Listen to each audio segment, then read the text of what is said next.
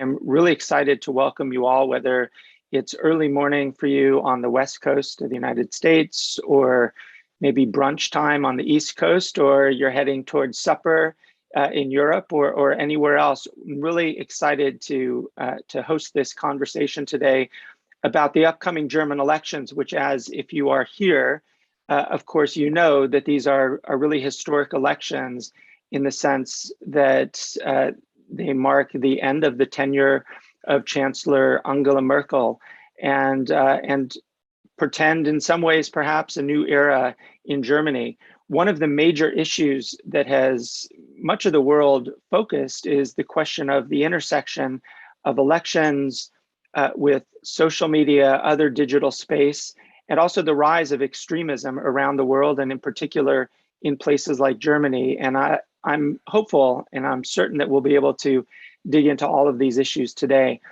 I'm actually going to just say a couple of words of introduction of our panelists and our moderator, and then I'm going to go off screen and turn it over to our moderator. So let me just very briefly introduce our panelists. So today we are very lucky to have three expert panelists and one expert moderator.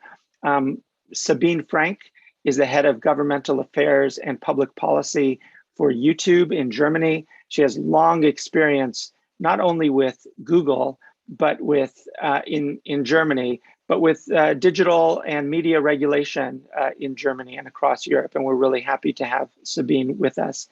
Falk Steiner is a well-known journalist who covers politics and digital debates in Germany. He is a senior expert with Bertelsmann Stiftung's Megatrends program and somebody who follows many of these issues very closely at the political and the digital level. And we're excited to have you with us too, Falk. And Natascha Strobl is a political scientist based in Vienna, well known in Germany for her work on and her expertise on right-wing extremism and the new right in Germany, publishes regularly on these issues, has a wide following on social media and elsewhere, and is really an important voice in all of these debates across Europe, really. And I'm really excited that Natascha could join us for this conversation. And finally, our moderator is Christian Mihr, who is a journalist and the executive director of Reporters Without Borders in Germany, RSF Germany, where he has led RSF's major work on cyber censorship, on surveillance, many issues related to the protection of journalists, both in Germany and worldwide. And really excited that he has agreed to be our moderator today. So with that, we have a conversation in English with four German-speaking experts on the issues of the upcoming elections. Let me turn it over to Christian to kick us off. Christian, thanks so much. Yeah, thanks, David, for having me and for hosting this panel 1 week ahead of the election next Sunday here in Germany. And we have an hour, and I mean, it's a quite complex topic, but I'm happy to have three panelists here who have a lot to say. And I just want to urge you as the audience, if you have any questions from the audience, please use the Q&A functions, and then I will try to sort these questions if they pop up and to address them directly. I would be interested, because the issue of our discussion today is actually somehow the intersection of democracy and digital politics. And I think there are two layers of this discussion. First of all, I think the layer of actually how digital actually is this current election campaign of the different parties. And the second layer is actually, I would say, the layer of regulation of both of digital campaigning, but as well maybe digital politics. And Sabine, you are really an experienced, you're an experienced representative of YouTube and before with Google, and you experienced lots of campaigns from a company perspective, YouTube. What would you say on the assessment which I read last Saturday, I think in the Frankfurter Allgemeine Zeitung, one of the leading German national dailies, where I read the sentence that the current election campaign in Germany would be the most digital campaign. You representing a digital company. What is your stake on this? Christian, thank you for the question, and David, thank you for having me. And good morning and good afternoon, dear colleagues and participants. I'm really excited to be part of this highly interesting panel. I thought it would actually make sense to give you a bit more background also on what one of the maybe leading platforms is doing and how we actually see this. I don't know how we see this election, not just because, yes, this is probably, certainly the most digital elections we have ever seen in Germany. And my co-participants on the panel are much better equipped to speak on the, on the journey we have seen over the last couple of years. But I thought it might also be interesting in the debate or for the debate to kick us off and give you a bit more insight in how we actually approach our responsibility when we enter in an election period like we see the one now in Germany. So because in our work at YouTube, we are confronted with one major challenge basically every day, and that is to find the right balance between openness and responsibility. So between giving people a voice, which is like very essential in election times, and at the same time removing content to like basically protect our societies. So we are very aware of our responsibility to protect societies from like misinformation, harmful content, and this really not just in circumstances of elections, but of course, maybe especially in circumstances of elections. And the German federal election is no exception in this. So maybe to give you a bit more flavor of what we do to support election integrity and civic engagement, that builds generally on our responsibility framework, and we call that 4Rs. So first of all, we remove all content which like violates our policies, and these policies are like clear, transparent rules, what content is allowed on each of our products and services, and then we take action against content that infringes our community guidelines. And of course, and these are specifically for Germany, for German elections, specific content regulation. Could you elaborate a bit on this? Because we're talking about German elections. Did you specify specific criteria, and where and how do you document them? Yeah, I mean, we do have general house rules, community guidelines, which which are there for all of our content, but they are also developments we have seen and we have elaborated on also for the German election, like on election policies. So we started, for example, impersonations, for example, as a specific misinformation policy for the election. So, but in general, like the framework and the idea is that house rules will and do apply not only like for specific countries or regions, but across the globe. So maybe to outline this a bit. The other thing I think is really relevant is to give people also a hand when trying to inform themselves. So high quality of content. So all of you three are journalists, so you know how important it is for people to actually reach what you and your colleagues have written. So I think this is very important to help people find relevant, high quality content. And so what we have done also in the election time, and this is specific for Germany, is we have launched information panels that help citizens find relevant information and reliable information about the process, how to vote, as well as on the parties and the candidates. Because, and this might be interesting for the US recipients of our conversations. So we have I think we have 47 parties which are eligible for these elections, and a couple of thousand people, like candidates, who are eligible. So this is much different to what people are used to in the US. And I think it makes it especially important to also help people find information on the candidates and on the panels. And we've seen I don't have the numbers at hand right now, but we have seen very high interest, especially on these topics.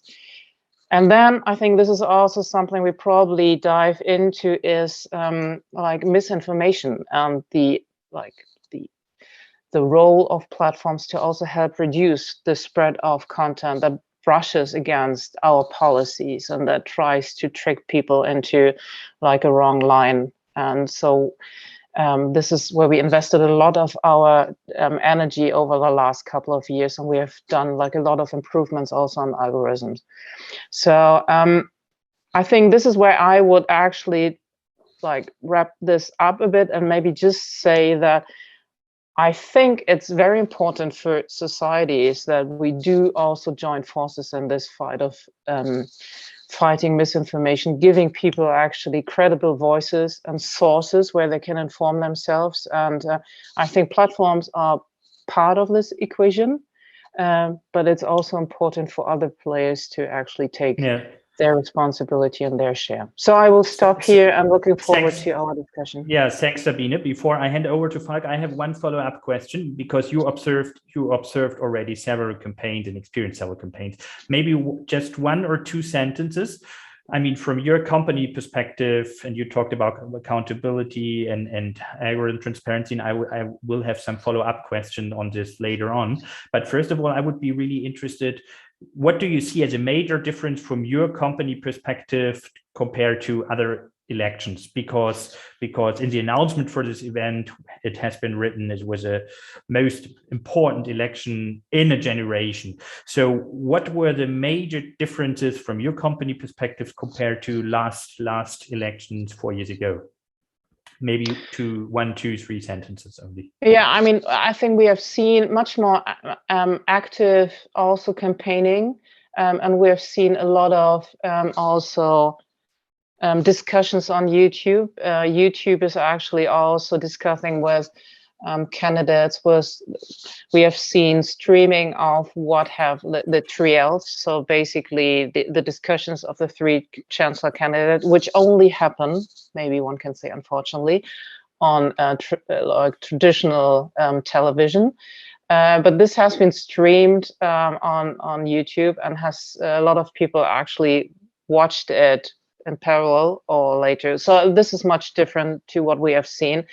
On the maybe misinformation part, I can only say that we do actually see parallel trends to what we have seen in other regions.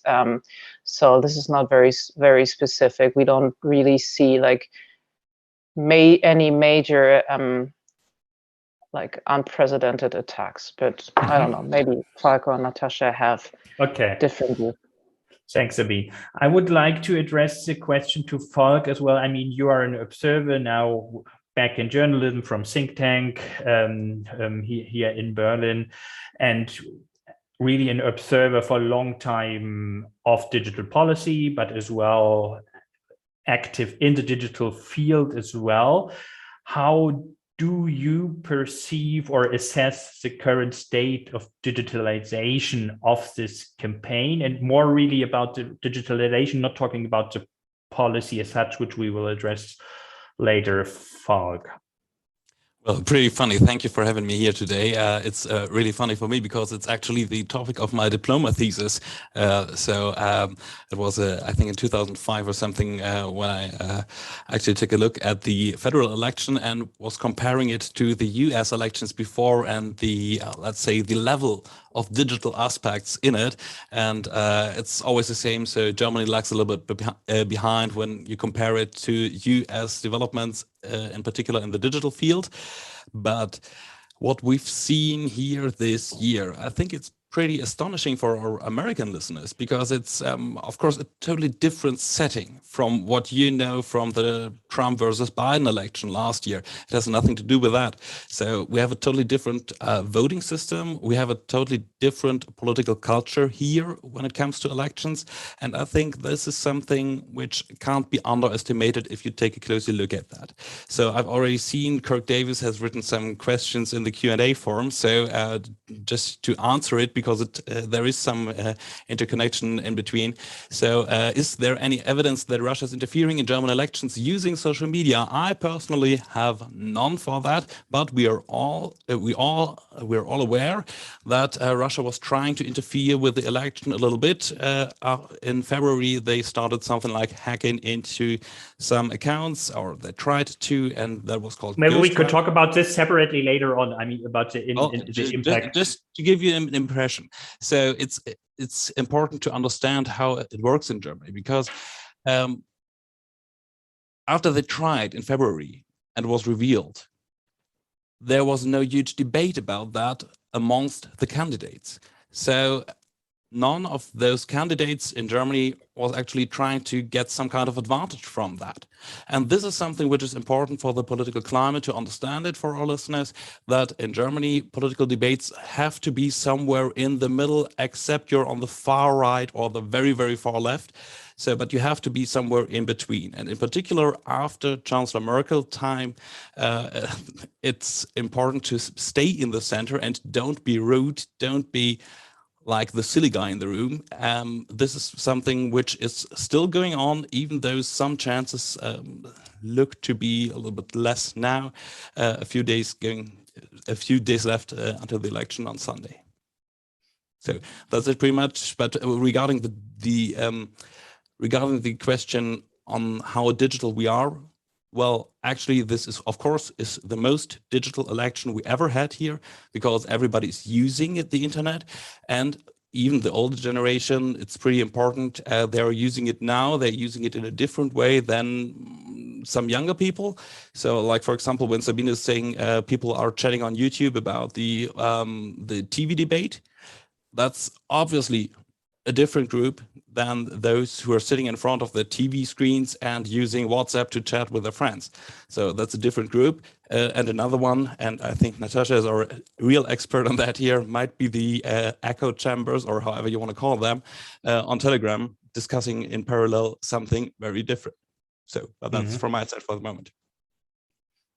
Yeah, thanks, Falk, for your assessment. I mean, talking about Telegram, I think, if I'm not wrong, I think only the German right-wing party AfD and the SPD having a bot on Telegram. I think they are the most active parties with this bot, and the AfD targeting the right-wing party, really specific audience. Maybe we could talk later a bit about this. Natascha, you're an expert on Germany, but somehow an observer, because we just talked about in our conversation before that Germany and Austria are quite close, but in terms of political culture, we are maybe far away than we sometimes think, even if we speak a similar language, Austrian and German. But you, as an observer, but really a deep observer of German politics, and as well an analyst on polarization and tendency of radicalization. I read an interview, actually repeatedly, I read interviews with you where you elaborated on the level of polarization in German election campaign, and you draw comparisons actually. You drew comparisons to the US campaign actually, and as well putting links to actually the level of digitalization. But following on what Falk actually said, and following up the recent surveys, on the surveys where we actually in Germany currently, the right-wing party, or the right-wing extremism party AfD, they are in surveys between 10 to 15%. It's more or less all on the same level, and you can say it's 10 or 50%, it's far too much. But it's not that actually this party is exploding. And how do you explain, actually, given the current election campaign, your thesis of this higher level of polarization being linked actually to a more digitalized fear? If you could give us your impression. Yeah, thank you for having me. And I'm sorry I clocked out for a minute. The level of polarization, it's a very interesting question because we're always talking about polarization, but it's very difficult to pin it actually down. And the comparison with the US, when we saw what a highly polarized country, which you didn't even, when you're living not in the Midwest or somewhere else, people seem to be surprised that the polarization actually got an election result. And when Trump was elected, wow, everybody saw how polarized the US actually was. And there are two levels of polarization. We have the economic and the social polarization, which is a result of the financial crisis of 2008. And we have a cultural divide, what the new right or the alt-right calls, the fight for culture, where we're talking about feminism, LGBTIQ rights, refugees, and so on. And not surprisingly, these are the issues, especially on the cultural level, where the extreme right on a party level and on the alt-right level try to make their point and try to polarize even more. And the most important tool for doing so is social media. And they realize what social media can do for politics so much before the left or liberals realized how you can actually genuinely be political on social media. And what I think what we saw, and that's the comparison I would draw to the US election, is that we see a level of political influencers which are not deeply associated with parties, but are credible, believable people on the different social media platforms who do now have a stake in this election. And so the digitalization of this election goes further than just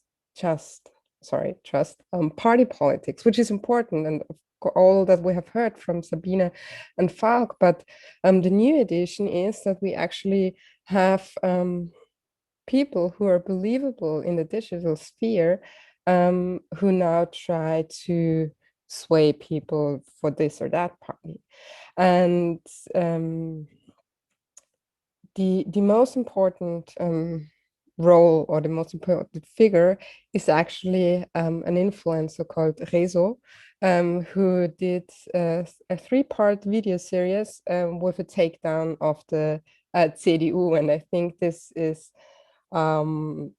actually one of the most important moments in this whole election campaign. And it didn't come from one of the parties, but this 30-something, I think, guy with blue hair who talks all the social media language, which I can't even repeat, but which is very important for the mostly young people who watch him.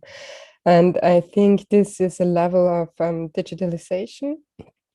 So if I may jump in, Natascha, so if yeah. to summarize, you mean, if I summarize it right, it's rather any political party from your perspective which is gaining specific influence, even if the AfD is, if I'm not wrong, the strongest party on YouTube compared to other parties, but that social media is more actually putting specific issues on the agenda of the party, of the campaign. That's your thesis, right? Yes, that's true. And of course, there are so many right-wing influences, and they were even here before there were left or green or liberal influences. And so even if the yeah, I mean, the AfD is with 10%, it's from an Austrian perspective, it's practically nothing. But that's just a perspective from Austria. But they're very, very strong in this influencer game, and one shouldn't underestimate what this does to a country in elections, but also after the elections. Falk, do you share this assessment that actually social media is influencing debate rather less on the level of specific parties gaining influence, but rather only on putting issues on the agenda of the campaign? I would agree to most of the extent, but simply because when we're taking a look at social media, so what's happening on social media? People are watching out on social media for content which is somehow dealing with politics to some extent. Maybe journalists, maybe people from one political party or another political party, or even just how we call them, like the John Does. Yeah, so I was just looking for the English expression for our lovely Otto Normalverbraucher. So that's how we call them in German. So no, but it's really interesting because the debates are like shifting pretty quick. If something new comes up, which is more important, for example, today we had a huge thing about one, let's say, minor technical glitch with the Social Democrats who sent an invitation for a very small party group somewhere in, I have no idea, somewhere in nowhere to all of their members. So, and of course it's going up on Twitter and it's exploding on social media and so on. Of course, it's a nothing. It's not important. But when we're looking for other debates, things can become very dirty very fast. So, and it has something to do with the election system that we have, with the candidates we see, and actually with Angela Merkel and her style, how she ruled this country over the past 15 years, or 16 years already. So this is something where we really see that the race is still, no, the politicians are still trying to win the race in the middle, in the center. And this is something which might be different from other countries, like, for example, in the US, at least to my feelings, but I'm not an expert on US policy, so please correct me if I'm wrong there. So when we're taking a look at we see huge differences even to maybe Austria. Natascha, you're an expert there, I'm not. So this is something which really makes a difference. But at the same time, one has to be aware that that's not true for all of Germany. Natascha already mentioned that. We have parts of Germany, like, for example, Saxonia, where we can see that the AfD, which is the most far-right party we have in the parliament. So some people would say they're neo-Nazis, so or something else, at least far-right. So they are going to win many mandates in Saxonia, pretty sure. And this is something totally different from most other areas in Germany, but not of all areas. So we can't say this is something like a united country. This is a divided country to some extent, but it doesn't have the impact it could have with a different election system. Mm-hmm. Sabine, you have a direct yeah, remark? actually also, yeah, I think I just want to extend this a bit, because I think we might be divided, not as the US, but different, but we also divided in generation groups. I think it's very clear to say and see that what interests like the younger generation, it's different to what interests like the older generation. And you see this also in how they probably will go and like put their mark on the election ballot. So so this is interesting. And you see this in discussions on social media, where you have like very vivid and active discussions around environmental questions and issues. So this is like the core topic that has been, because one of the questions here from to us has been if abortion law or abortion would be like a topic in the German election. No, it's not. It's like the environmental topic is clearly the major and leading question throughout. And the question is, do people believe that either of the parties would actually have a concept that would allow for any of these changes? And I think social media can also help to interest like the younger. So what is the younger generation? So interest the ones who hopefully will be able to elect next time around, because I think it starts early to get like a political interest in something. So this is where I see where we have huge changes through generations before. Just because Riese was mentioned, like he is, and the AfD was mentioned, he's clearly like the opposite pole of that. He is very critical to like the standardized policymakers. He's very critical of the, I don't know, of the current establishment in German politics. So he's asking a lot of questions and putting out a lot of remarks. And one last comment is that I would have not thought that it's possible to have political topics being trending actually also on YouTube. So I think this is hopefully a good sign and a positive sign that people are really interested in what happens in the country and who will be the next ones to make decisive decisions. Sabine, one direct question to you, because we're talking about the intersection of democracy and digital politics, and if we all agree on the thesis is actually it's more about issues gaining influence than parties, at least immediately.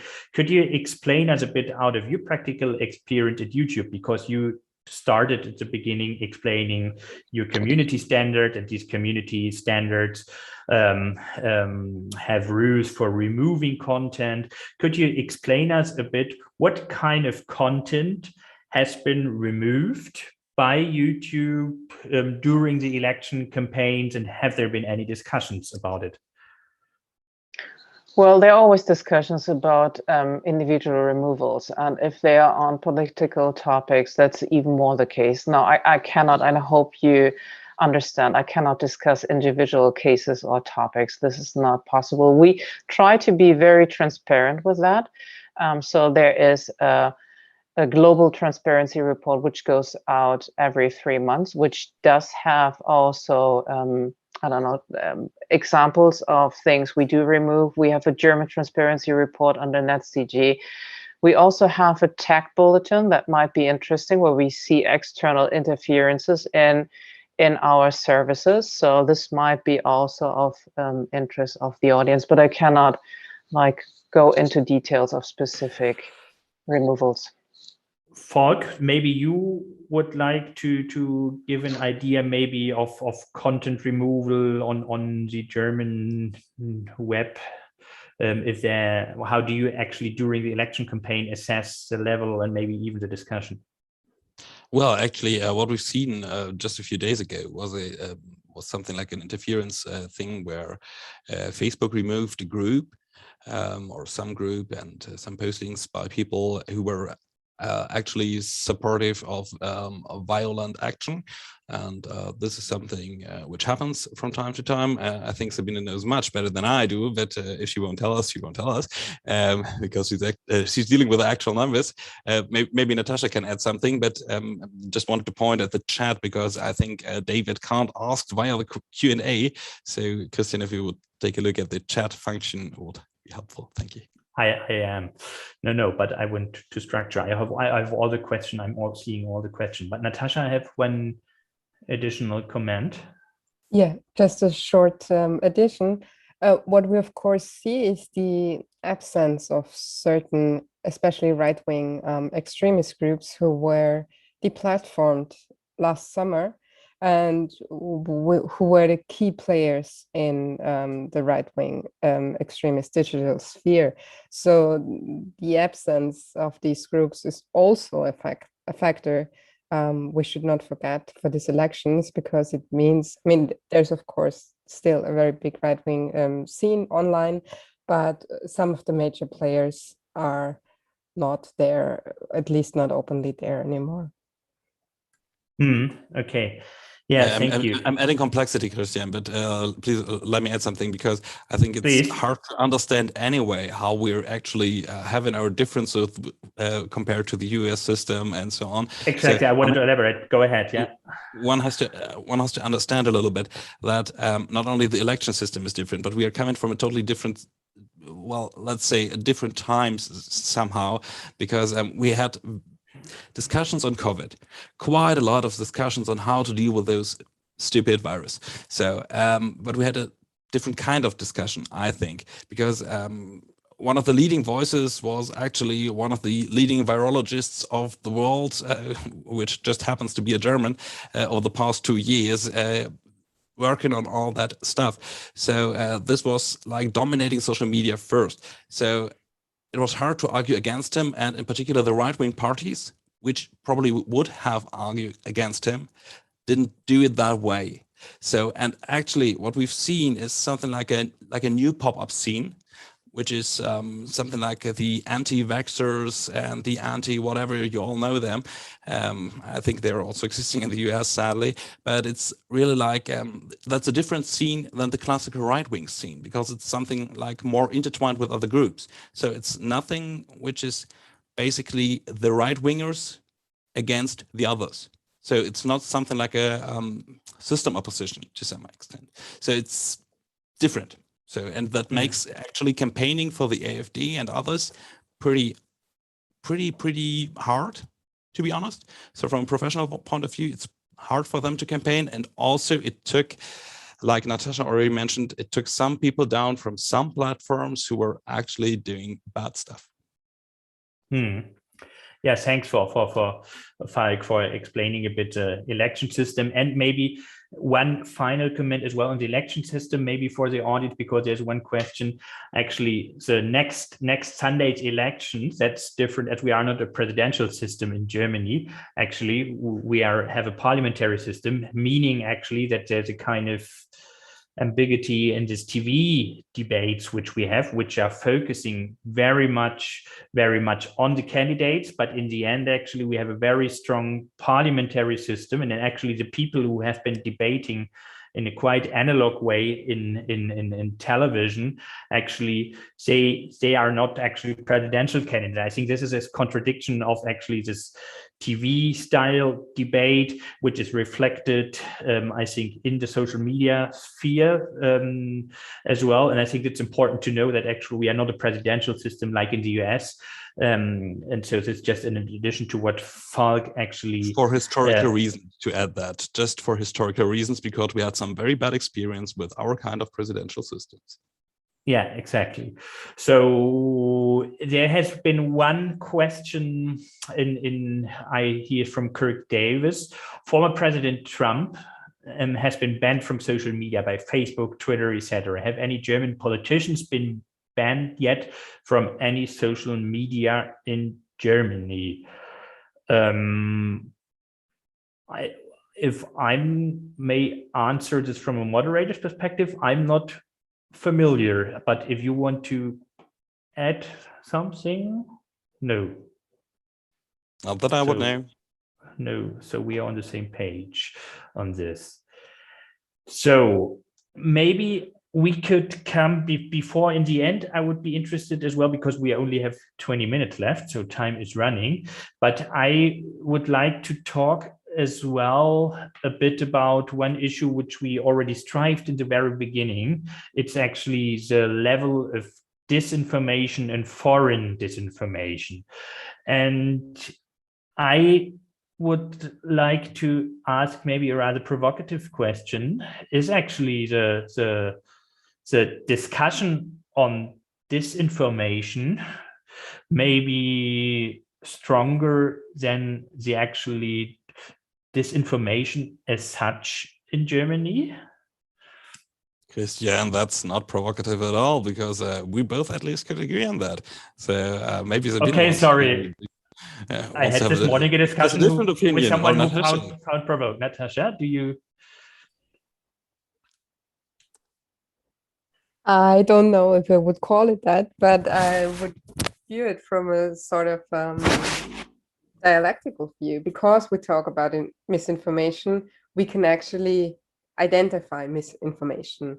And because there are groups and individuals and media outlets who show us what misinformation looks like and who is behind this misinformation, it's not as strong as it could be. And so the talking about the misinformation actually reduces misinformation. But is there actually, that's a follow-up question with Kirk in the audience before I take Sabine to the floor, but has there been during the election campaign, from your perception, any evidence that Russia at least tried, really, we're talking about evidence, it has been trying to interfere into German elections using social media? A direct link, I don't know of any direct links. It's not, well, at least it's not reported often, but you know, there's no evidence of that, at least for now. I will keep it simple, because I asked the Ministry of Interior exactly this on Friday, and at least they haven't been aware of that. So I haven't been aware of that. Maybe Sabine is aware of that, because she's a little bit better informed than maybe the Ministry of Interior, but which is not that difficult sometimes. But well. Sabine, do you want to add on this, or is this a different issue? No, I can just actually confirm that I don't have any further evidence or information on that either. So I think all our information is basically the same. I just actually want to add to what Natascha was saying on misinformation. I think it's really, and the creators and influencers you pointed to earlier, I think a lot of the people who have been deplatformed were out of Corona misinformation. So that was not clearly linked to the election times. It was actually a bit before. So I think this is also important for people to understand that this is what happened. And they were, like, one of the theses was like that they were ignoring, or basically saying that Corona is not existing, that basically the information from the public health authorities, both like in Germany, but also internationally, were wrongful, etc., etc. And I think most of the larger social media company, I mean, YouTube basically is not really a social media companies, but most of the bigger platforms do have policies in place, basically stating that ignoring that Corona is A, existing, or B, could be harmful to people's lives, is a violation of their platform policies. So this is the background to, and YouTube has also deplatformed some of the names Natascha did not name. So I can, this is just what I wanted to basically. Okay, this was exactly my question. If this would happen at YouTube as well, yeah, we had some. So your thesis is more on Corona than actually on election campaign. You're referring to cases, I think, like Ken Jebsen. For the audience, maybe it's important to mention Ken Jebsen. He actually has been in the past a very well renowned radio moderator, who turned in the last years, without going into any details here now, to a really conspiracy field with a very influential YouTube channel, and who gained much more influence even during the Corona pandemic. And actually he was deplatformed by YouTube this year, spring already, if I'm not wrong, right, Sabine? Yeah. And yeah. I would like to talk with you as well about regulation, because this is a different layer. I mean, in last years, actually, we had in Germany new regulation on content moderation and on digital sphere. And actually a so-called NetzDG, which has been heavily criticized. And one of the goals of this law, which has been actually criticized by human rights watchdogs like Reporters Without Borders, my own organization, but as well in alliance with YouTube, at least with regard to the goal, maybe, or the means. This law, one of the aims of this goal of this law was actually to reduce hate speech, to reduce hate content, to reduce as well spread of false news. I'm trying to avoid fake news, this term. So did this new regulation had any impact on this election campaign? Or to frame the question differently, if we would not have had this new regulation, where actually Germany perceives itself as a kind of role model with this law, as it has been copy-pasted by many governments all over the world, this law, would the German election campaigns would have been differently if we would not have had these new regulation, which has been updated? Maybe Falk, you can, because you're doing like that, maybe you could explain a bit, and maybe could explain in brief as well what was actually at the very heart of the NetzDG law, the essence and the update of the law, before commenting on the question. Okay, so just to keep it short, because we're running out of time already, which is typical. So, but we are talking to an audience which is connected to university somehow. And well, Christian, I guess you're well aware that your question of would it have been different for a social scientist like I am? That's really something tough to ask, because would it have been different if the circumstances would have been others? Yes, most probably it would have been different, but we don't know how and to what extent. So that's, of course, an issue here. So, but from my personal view, so without saying that is something like valid science, I would say we would have had different years already. The NetzDG, when it came into force, or when it was debated first, it had a long history already. So to keep it short, so German Consumer Minister Ilse Aigner some years ago, I think it's 15 years ago now, or maybe even longer. Sabine, you know, you've been there, you remember that, been there too.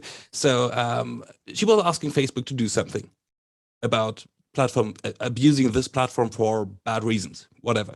And then Facebook installed the first lobbyist in Berlin, or first in Europe, then in Berlin, and well, actually, they walled everything off. So nothing happened.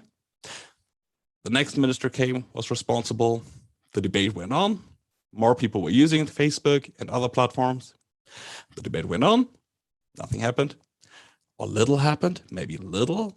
So to be fair, but too little, in view of politics at least. And the politicians decided, well, it's time to do a law. Some politicians decided so, in particular the then Justice Minister Heiko Maas. So, and he actually went for the so-called network enforcement law. That's what NetzDG means.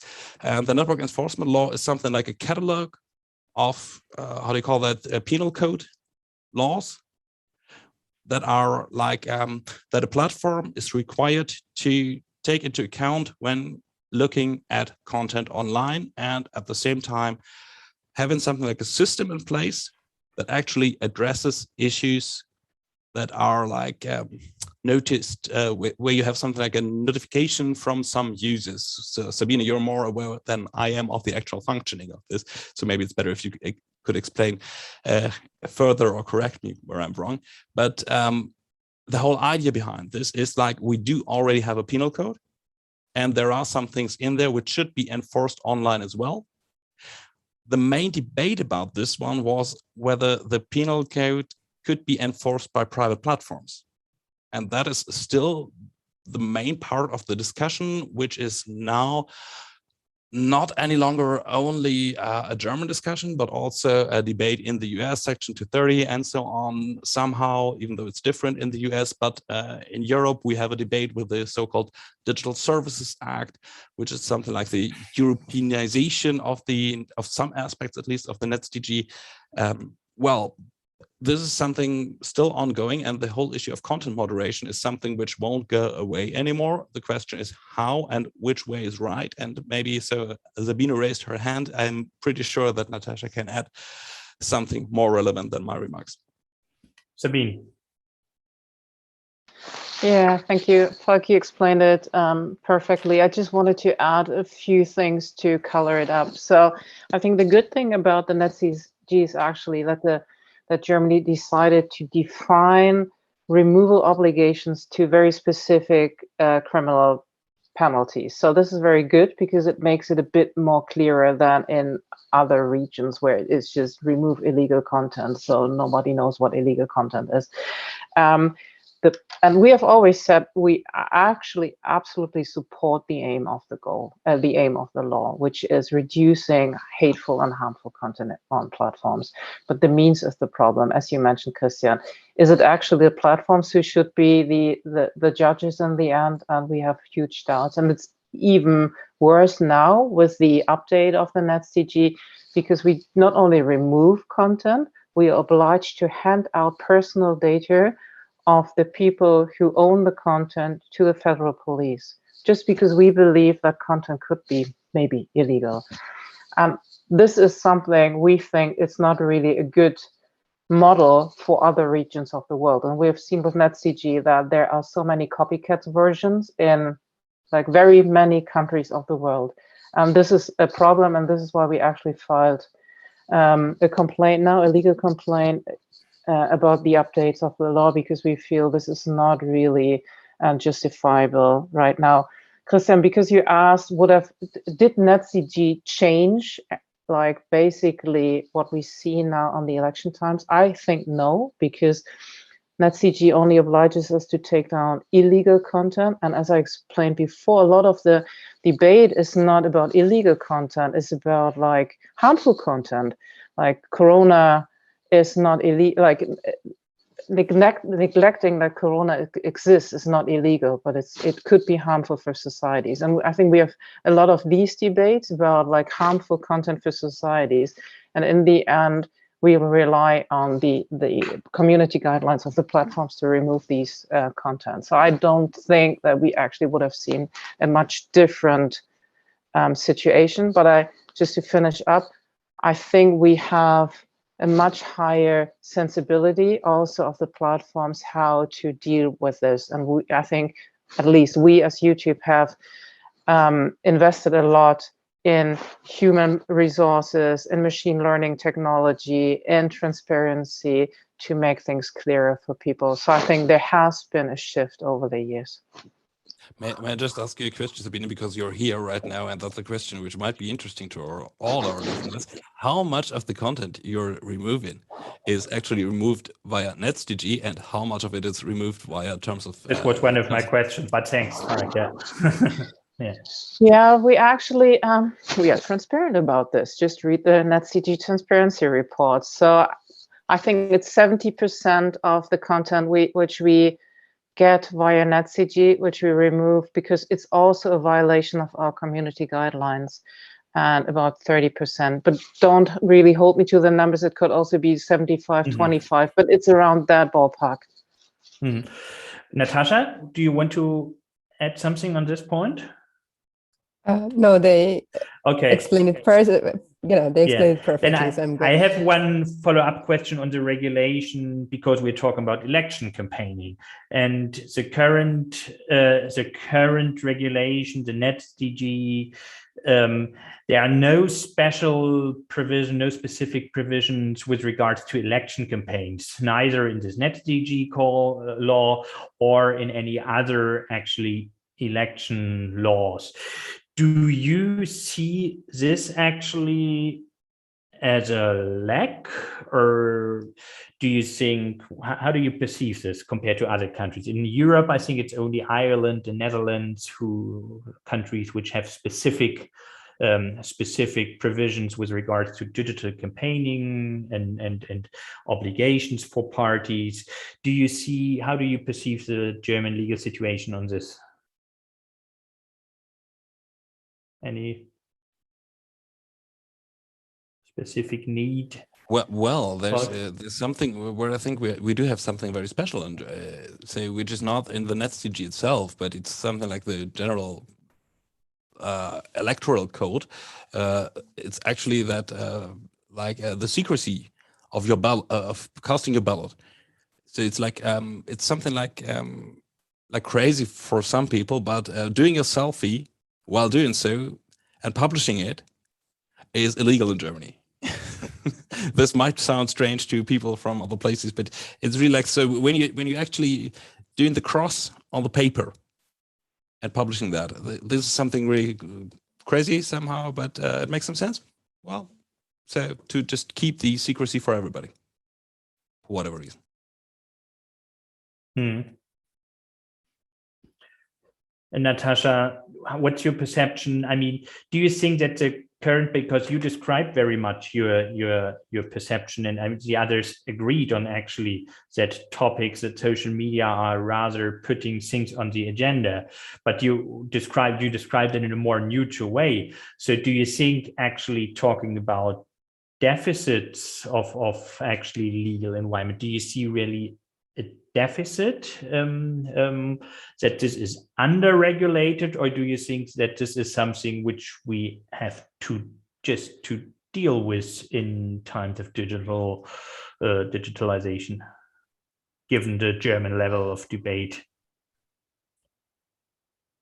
It's very hard to say, because you don't want to be the person who says, well, all those bad people should be punished and there should be police online or something, and it wouldn't be right.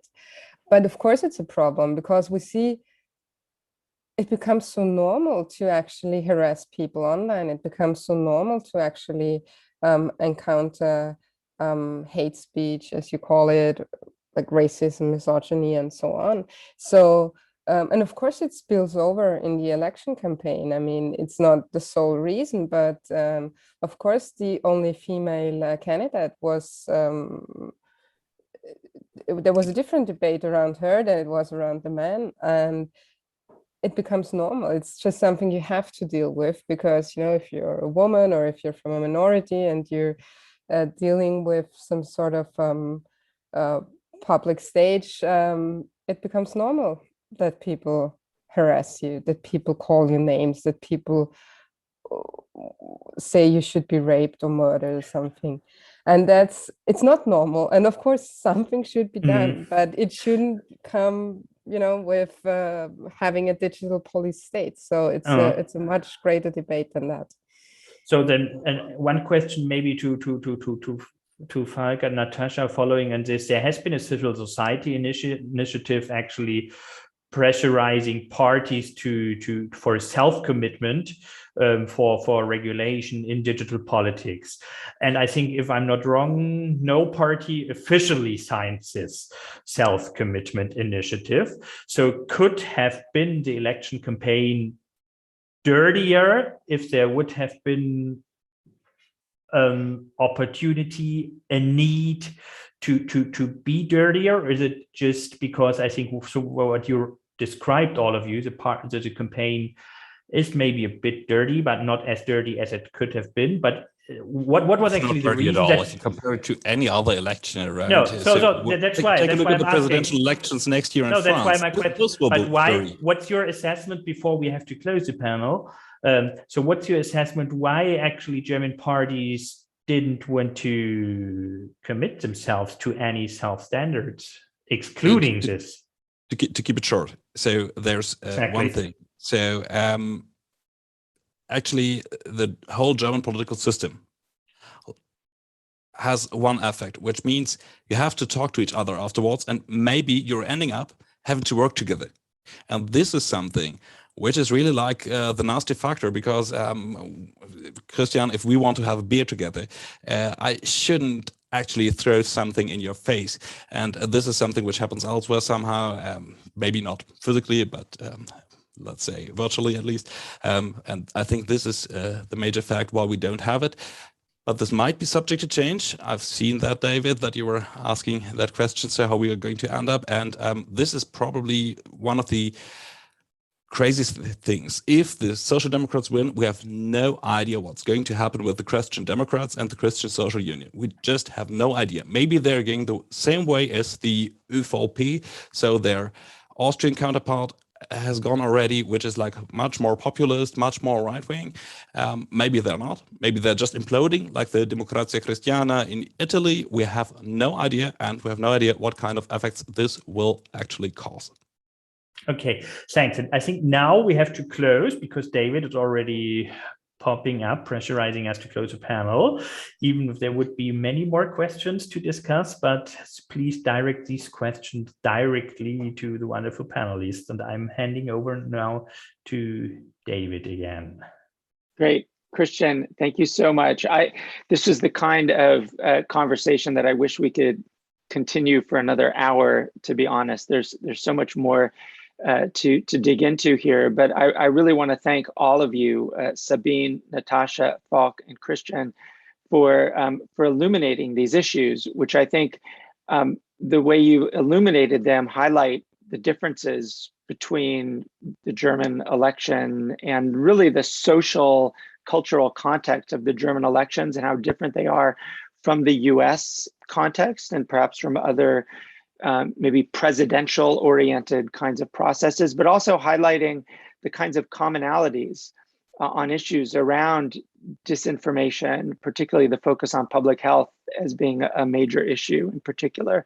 So I want to thank all of you for participating in this discussion. I think it was extremely illuminating to everybody. And, maybe in the coming weeks, we can have a follow-up as we look back on how the election actually turned out. But there's no doubt that this is a pretty important and landmark election for Germany. And a lot of people will be watching to see the direction that Germany takes Europe and takes the world. So thank you so much for participating. Thanks to everybody for watching this event. If I could just close by noting that on Friday, the center will be hosting an event on election subversion in the United States, and I hope that everybody could take a look at that and join us for that as well. Anyway, thanks again to everybody, and have a good rest of your day. Thank you. Bye-bye.